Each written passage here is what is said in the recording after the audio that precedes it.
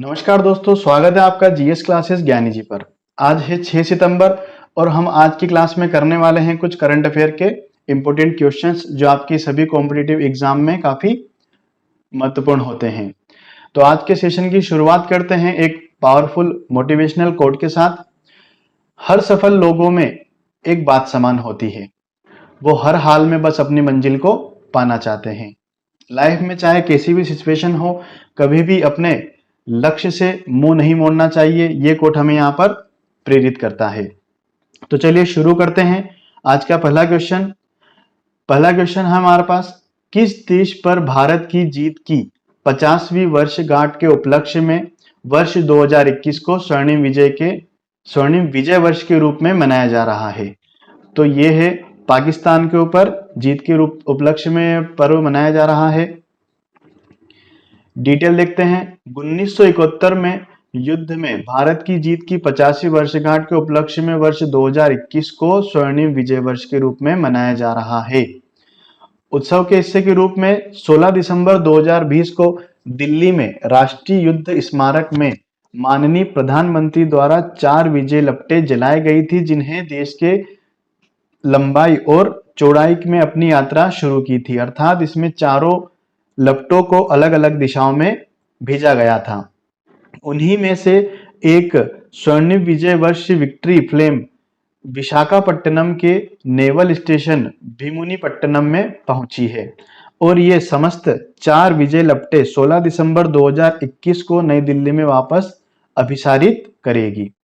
Next question पर चलते हैं। अगला प्रश्न है हमारे पास, प्रधानमंत्री नरेंद्र मोदी को कितने प्रतिशत अनुमोदन रेटिंग के साथ सबसे लोकप्रिय विश्व नेता चुना गया है?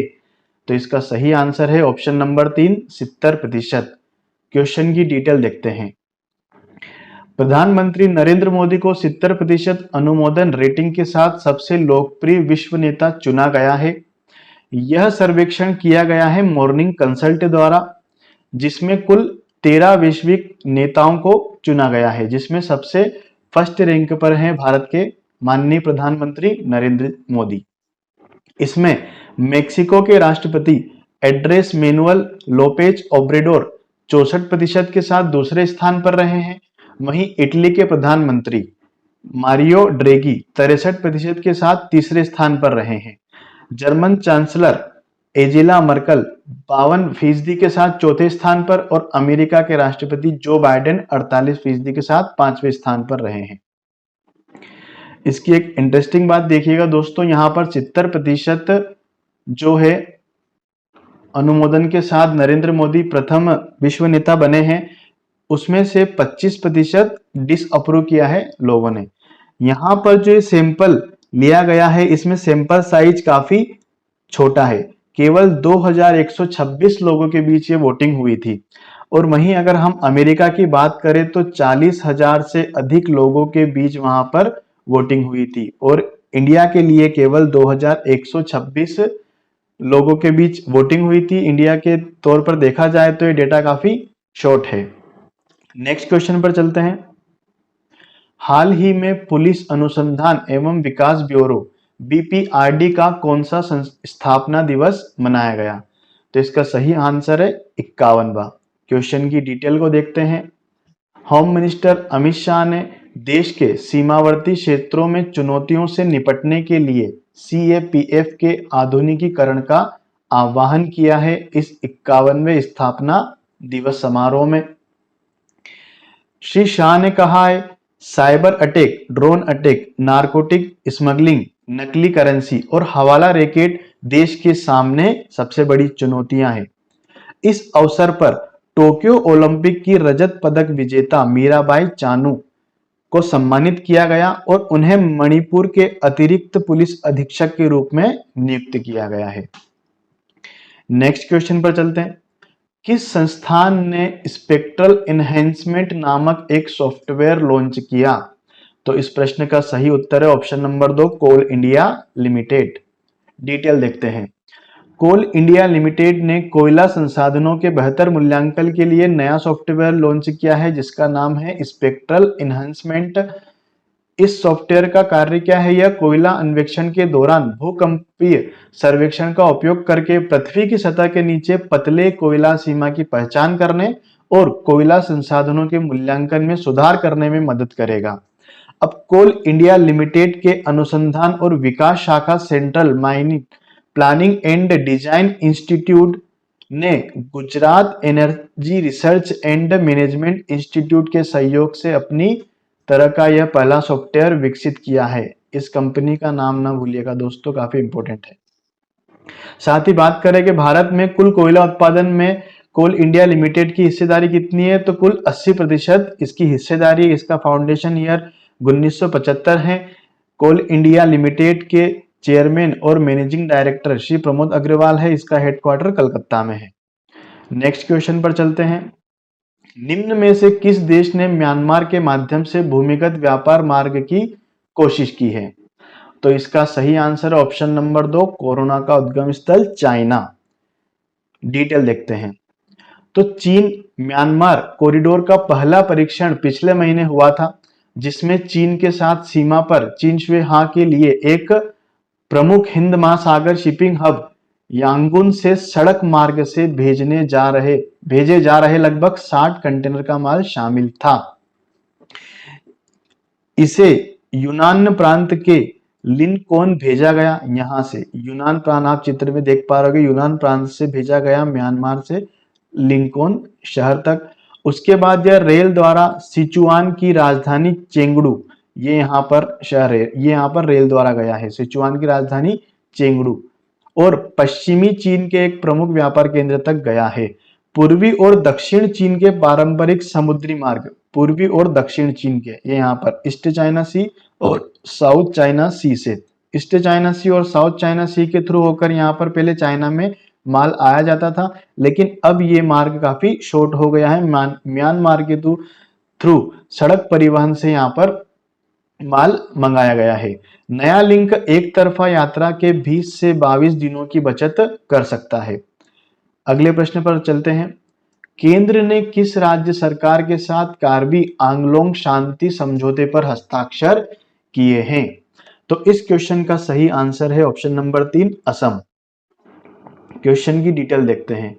केंद्र ने शनिवार को असम सरकार, कार्बी आंगलोंग स्वायत्त परिषद और कार्बी संगठनों के साथ त्रिपक्षीय कार्बी शांति समझौते पर हस्ताक्षर किए हैं और क्षेत्र के विकास और पूर्व विरोधियों के पुनर्वास के लिए 1000 करोड़ रुपए के पैकेज की घोषणा की है। नेक्स्ट क्वेश्चन पर चलते हैं। शिक्षक पर्व 2021 की थीम क्या है? तो शिक्षक पर्व 2021 की theme quality and sustainable school learning from school in India है। डिटेल देखते हैं। पीएम मोदी मंगलवार को शिक्षक पर्व के उद्घाटन का सम्मेलन को संबोधित करेंगे। यह 7 सितंबर से 17 सितंबर तक आयोजित किया जाएगा और इसकी थीम है quality and sustainable school learning from school in India है। नेक्स्ट क्वेश्चन पर चलते हैं। इस वर्ष भारत में कितने शिक्षकों को राष्ट्रीय शिक्षक पुरस्कार मिला है? हर वर्ष 5 सितंबर को भारत के सर्वश्रेष्ठ प्रदर्शन करने वाले राष्ट्रीय शिक्षकों को राष्ट्रीय शिक्षक पुरस्कार दिया जाता है। इस क्वेश्चन का सही आंसर है ऑप्शन नंबर 2, 44। डिटेल देखते हैं। राष्ट्रपति कोविंद द्वारा 10 महिलाओं सहित 44 शिक्षकों को राष्ट्रीय शिक्षक पुरस्कार मिला गया है। राष्ट्रीय दिवस 2021 पर शिक्षा मंत्रालय ने देश के सर्वश्रेष्ठ शिक्षकों को राष्ट्रीय शिक्षक पुरस्कार 2021 से सम्मानित करने के लिए एक ऑनलाइन सम्मेलन आयोजित किया गया था। यह पुरस्कार पारदर्शी ऑनलाइन 3 चरण चयन प्रक्रिया के माध्यम से चयनित देश के सर्वश्रेष्ठ शिक्षकों को दिए जाते हैं। वर्तमान में एजुकेशनल मिनिस्टर कौन है? धर्मेंद्र प्रधान। नेक्स्ट क्वेश्चन पर चलते हैं।